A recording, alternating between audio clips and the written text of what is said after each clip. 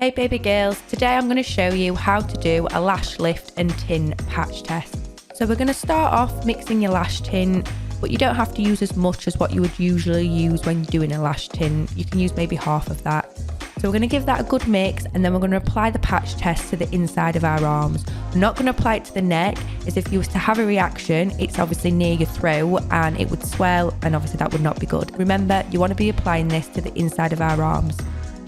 So once you've applied a pea-sized amount of tint, I'm then going to cut a wax strip up and I'm going to place that over the tint, and then I'm just going to secure it with a little bit of micropore tape. This is to stop it rubbing on your clothes, and also it holds the tint on your skin for as long as you need. So you want your client to leave this on the skin for at least 15 minutes, and then after that you just get them to monitor it for 48 hours just to make sure they don't get any rashes, any hives, any lumps or any bumps.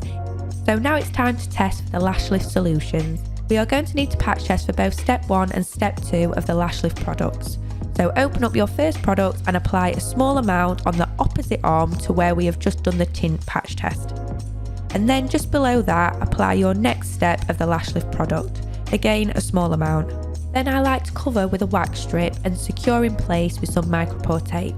Again, this is to stop the product coming straight off the skin, and you only need to leave this on the skin again for 15 minutes. Then you can peel back the tape and wash the product with some water and monitor both arms to ensure you have no reactions. I like to leave this for 48 hours just to be sure.